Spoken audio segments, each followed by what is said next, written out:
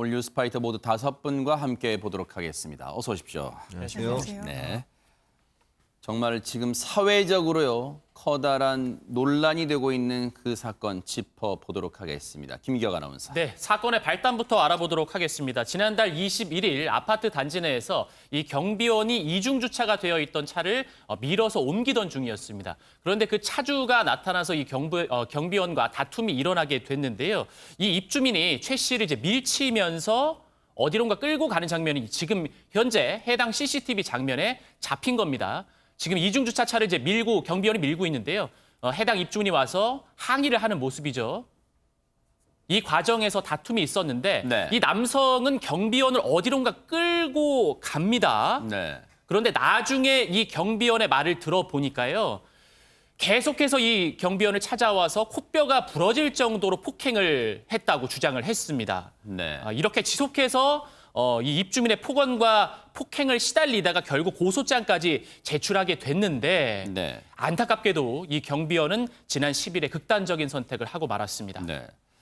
지금 저 영상을 보면 이중주차, 이제 아파트에서 이중주차를 하게 되면 이른바 우리가 이제 중립의 기어를 놓고 사이드 브레이크도 풀고 하기 때문에 이제 이중주차 주인이 차주가 나오지 않으면 경비원분들이 저 차량을 이동해서 다른 차량이 나올 수 있게 쉽게 나올 수 있게 이동할 수 있는 거잖아요. 그런데 지금 자신의 차량을 이중주차한 자신의 차량을 이동시켰다는 게 발단이 돼서 저 경비원분한테 CCTV 상을 보세요. 손짓도 하죠. 뭐라고 지금 주머니에 손을 넣은 사람이 보세요. 다짜고짜 하면서 몸싸움까지 갑니다. 저런 상황이 있고 근데 저 상황이만 찍힌 게 전부가 아니었습니다. 장현미 변호사님. 그렇습니다. 지금까지 보신 화면이 바로 지난달 21일 날 있었던 일인데요. 그 이후인 지난 3일에도 다시 이 해당 입주민이 경비실을 찾아가서 코뼈가 이렇게 다칠 정도로 부러질 정도로 상습적으로 폭행을 했다는 또 주장이 나와서 이 부분도 혐의를 받고 조사 중에 있습니다. 네. 그런데 해당 입주민 최근에 이제 조사를 받았는데 아니다. 일방적인 폭행이 아니라 쌍방 간의 폭행이었다. 이런 주장을 해놓고 있지만요. 경찰은 해당 입주민이 경비원에게 고액의 치료비를 요구하고 협박하고 또 그만두지 않으면 가만히 있지 않겠다. 이렇게 욕설까지 한 정황을 포착해서 또 수사 중입니다. 네. 최진봉 교수님. 예. 정말로 지금 이 문제는 그동안 골마왔던 문제이기도 합니다. 정말 우리가 아파트 경비원분들한테 너무너무 홀대했는데 지금은요 급기야 이분이 사망, 죽음에까지 이른 비극적 사건입니다. 그렇습니다. 이게 한두 번이 아니잖아요, 지금. 이 사건은 이렇게 알려지고 있지만 그전에도 사실 아파트 경비원에 대해서 입주민들이 얼마나 못된 짓을 많이 했습니까? 지하 주차장에서 막 때리기도 하고요. 네. 그리고 저는 발언도요. 머슴이 뭡니까? 머슴이. 지금이 어느 시대인데 그런 발언을 하는지 도저히 이해를 못 하겠어요. 이 가해자 되는 분도 그런 표현을 계속 쓰고 있지 않습니까? 이 자체가 저는 큰 문제라고 보고 이번에도요. 아파트 경비원이 상해 진단서를 끊었어요. 이제 본인이 폭행을 당하다 보니 뭔가 증명을 해야 되잖아요. 나중에 피해 보상을 받기 위해서는 아니면 법적으로 처벌을 하게 만들기 위해서도 상해 증명서를 떼야 되는데 이게 상해 증명 진단서 뒷부분에다가 본인이 유서를 썼어요. 하나하나. 왜 여기다 썼겠습니까? 저는 이렇게 생각합니다. 증거도 남기면서 이 일 때문에 본인이 이런 선택을 하게 됐다고 하는 것을 알리고 싶은 거예요. 네. 아무도 자기 얘기 안 들어주고 물론 주변에 있는 분들이 많은 분들이 도와주려고 했다는 부분도 있더라고요. 그래서 그분들한테는 정말 고맙다는 표현도 쓰고 이러면서 유서도 작성했는데 더 화가 나고 황당한 것은 지금 가해자로 지목되고 있는 분은 뭐라고 얘기하냐면 자기는 이 코뼈 골절에 대해서는 자해에 의한 것이라고 주장을 하고 있고요. 경비원분이 자해했다는 이렇게 얘기예요. 주장을 하고 있고 또 상습 폭행 부분에 대해서는 쌍방 폭행이라고 주장을 하고 있어요. 네. 이게 정말 모르겠습니다. 지금 상황에 제가 단정적으로 말씀을 드릴 수 없는 상황이지만 여러 가지 정황이나 아니면 주변 사람들의 말이나 저 CCTV 우리가 봤던 영상을 보면 과연 이 가해자로 지목되고 있는 사람의 말이 맞는 건지 네. 의심이 크다 이렇게 볼 수 있을 것 같습니다. 저 입주민은 피해를 당하신 경비원분 지금 안타깝게도 사망했습니다. 이 경비원분이 상해 진단서 한 장이 증거라고 내세운다고 생각해서 이런 주장을 펼치는 걸까요? 박성배 변호사님.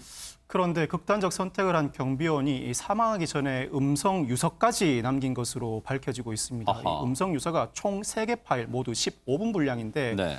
이 음성 유서를 남긴 시점이 지난 4일 근무진 아파트에서 첫 번째 극단적 시도를 한 당일이었습니다. 아. 이 음성 유서에서 쌍방폭행이라는 입주민의 주장과 달리 이 고인은 일방적으로 맞았다면서 이 파일이 증거가 되기를 희망한다고 밝히고 있는데요. 그 내용의 신빙성 여부는 따져봐야 하겠지만 사망함으로써 법정에 직접 출석할 수 없기 때문에 이 음성 유서는 증거 자체로는 쓰일 수 있을 것으로 보입니다. 아하. 이분이요.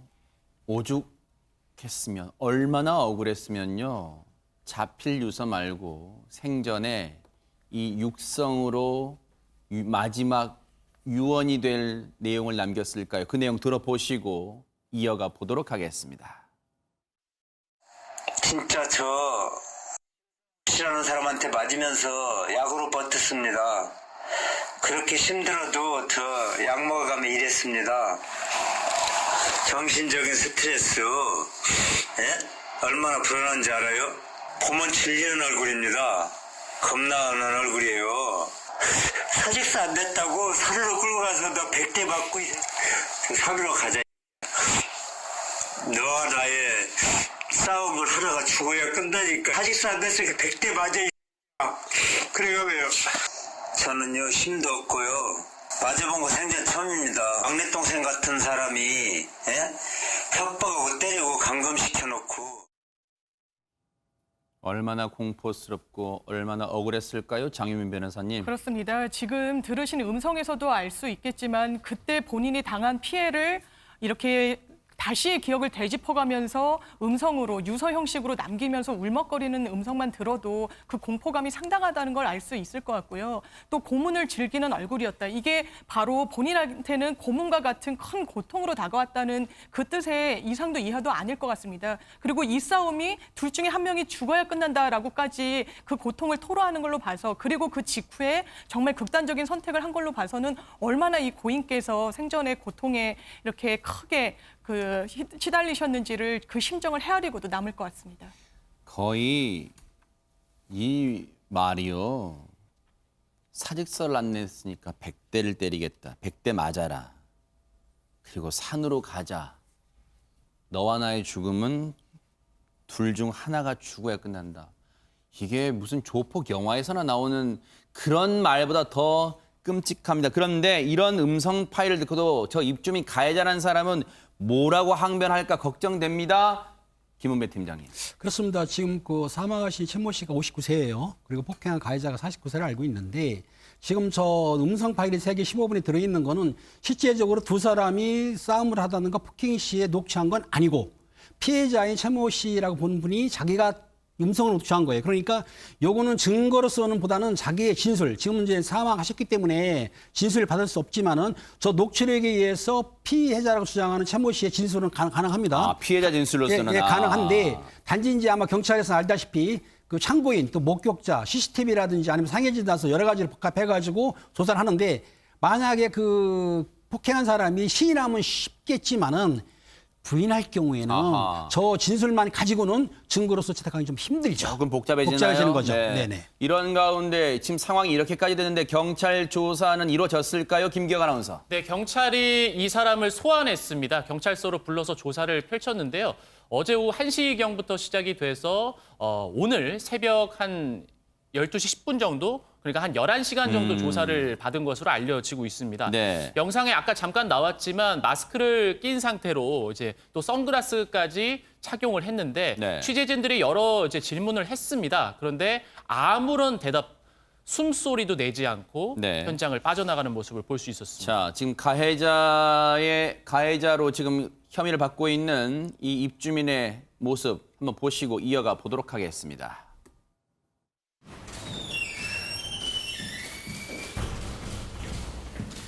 그 최희석 씨랑 유가족분들께 사과할 마음 없으세요? 여전히 쌍방폭행이라고 주장하시는 거예요? 더 하실 말씀 없으신가요? 쌍방폭행이라는 생각은 변함이 없으신가요?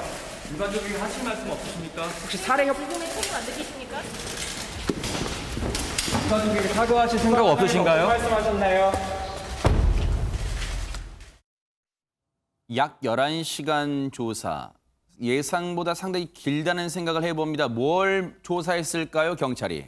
그렇습니다. 11시간 조사는 상당히 오래 한 겁니다. 보통 일반적으로 저희가 조사를 할 때 폭행이나 상해 사건 시에 피해자 진술을 먼저 받고 피해자 진술을 받을 때 뭐 상해 진단서라든지 목격자, CCTV 보면은 2~3시간이면 조사 끝날 수가 있어요. 근데 11시간이라는 거는 아마 담당 형사가 여러 가지 이제 그 피해자분이 사망했기 때문에 진술을 못 받으니까 아마 그 녹음된 걸 녹취록을 만들었을 거예요. 녹취록을 만들어 가지고 진술했을 때 피의자라고 소환된 사람이 그 피고소인이죠.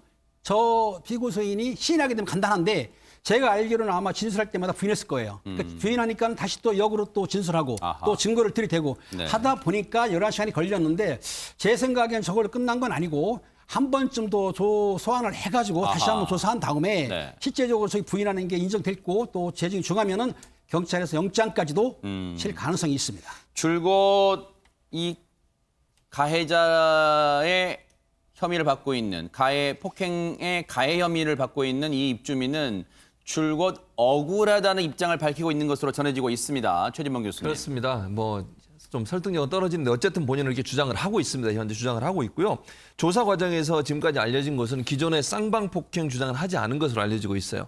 아마 여러 증거를 경찰이 제시했을 겁니다. 지금 공개된 CCTV 말고도 다른 CCTV도 갖고 있는 것으로 알려지고 있거든요. 네. 그래서 아마 그 증거를 보고 본인이 쌍방 폭행 주장을 하지 않은 것으로 알려지고 있지만 억울하다는 취지의 입장을 계속 주장한 것으로 이렇게 알려지고 있고요. 네. 지난 13일 날 한 언론에 문자 메시지를 보냈는데 그 당시 문자 메시지 내용은 이렇습니다. 조금만 기다리면 진실이 밝혀질 거라고 본인은 주장을 하고 있고요.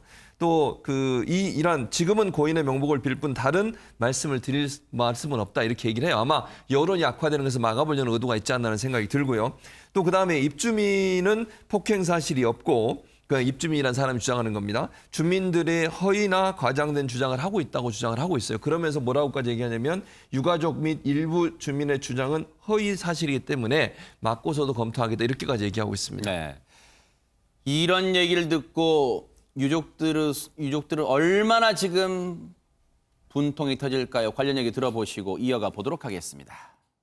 아이고 형님 나 이거 죽겠네요. 살고 싶은 생각이 없다 이거예요. 소복도를 불러가지고 지도자도 모르게 품어도 버린다고 하니까 이 CC카메라가 있나 없나 확인하고 없는 데 가서 막 때리고 그리고 아닌가 누가 하나면 아닌가 찾아먹고 지갑 아닌가 찾아먹고 뭐 그런 사람이 어디 있어요. 같은 입증이라서 너무 죄송하고 가해자분이 고인이나 가족한테 제대로 된 사과 없이 저렇게 계신다는 게 너무 분하고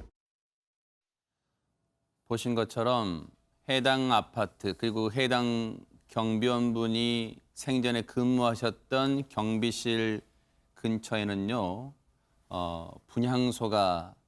임시 분향소가 마련돼 있고요. 정세균 국무총리도 다녀갔습니다. 그만큼 이번 사안이 한 아파트에서 그냥 일어날 수 있는 일이 아니다. 우리 사회가 반드시 이번에 이런 일이 차제에 다시는 일어나지 않도록 사회가 관심을 갖겠다는 의지의 표명이라고 저는 해석을 하고 싶은데 이번 사건 폭행 혐의의 주요 내용, 코뼈 골절 이게 상당히 중요한 증거가 될 수 있습니까? 장윤미 변호사님. 그렇습니다. 단순 폭행 같은 경우에는 2년 이하의 징역 500만 원 이하의 벌금형이라서 실질적으로 벌금형이나 집행유예가 내려지는 경우가 상당히 많은데요. 실제로 이 고인이 되신 경비원분께서 코뼈가 가해자로 인해서 이게 손상됐다라는 점이 드러나게 되면 단순 폭행으로 법 적용을 할 수가 없습니다. 이때 적용되는 건 바로 상해죄인데 법정형이 훨씬 높습니다. 7년 이하의 징역형까지 선고가 가능하기 때문에 이 부분이 코뼈 골절, 이 부분이 대단히 관건이 된다고 해도 과언이 아닙니다. 박성배 변호사님, 이 가해 혐의를 받고 있는 입주민 조사를 받지 않고 어디론가 도주할 우려는 없습니까?